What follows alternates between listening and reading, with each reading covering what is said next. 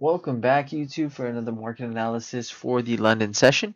Today we're going to be going over S&P 500 and gold and some of the levels we'll be looking for to play off of tonight for the London session. Let's go ahead and get into it. S&P 500 on this 10 tick. We'll take a look at some of the things that we're looking at right now.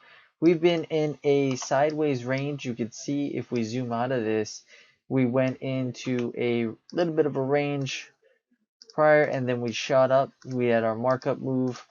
We had a little bit of a bounce around and then we shot up again and then we went right into another range. You can see how we're looking at these two levels right there as an actual range. Now, what we're looking for is a support here on this range right here. Somewhere right around these 83 to 86 is this level of support that we have.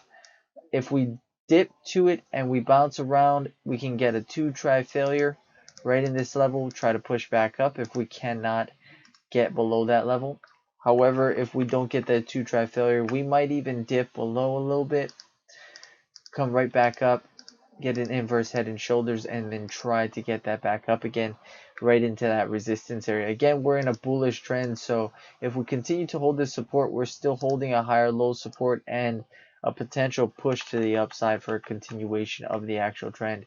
Now, if we get into this resistance level again, you can see we tried it 1, 2, and 3 times. There has been some other little bit like these little movements right into this area where we tried it again. Now, if we get back up here, in order to get a downside move, we'll need to see this resistance right into this area right here, a failure of it maybe 1 or 2 times, and then come back down.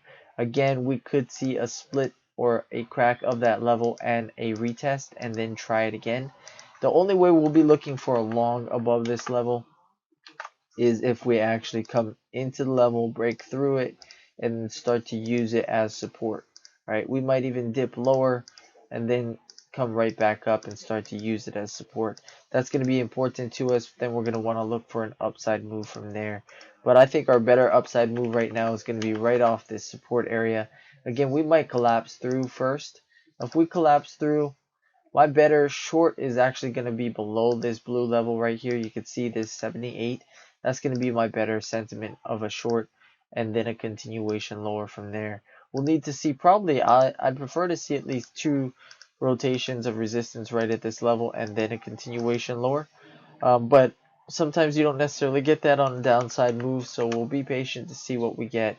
You can try an earlier short if we get below this area and then try that opportunity, but that's up to you guys if you want to try that. I would say that would feel more of like a momentum fade for me. So right now, I'm probably going to be looking for that upside move continuation to get this support right off this level and then go up higher from there. So that's going to be what I'm looking for as we come into it during the London session. Now, if we just collapse through those levels and we are underneath, maybe say like one or two blue or yellow levels right here, then we'll revamp the levels and make up new trade ideas from there. But currently we're sitting in this range of motion, and again, you can see on this 5 tick we'll look for some support. So you can see how it kind of played out, came down into it, failed to go lower, and then we had a lot of rotations off this level. 1, 2, 3,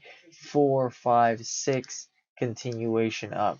And every single time that we bounced off this level was an opportunity to continue that move up higher. So from 86 to right around these close to the 90s would have been easy continuation of moves. And then you have a really good push right into those 92 to 93s up at the top right here. So that's what we'll be looking at on S&P 500.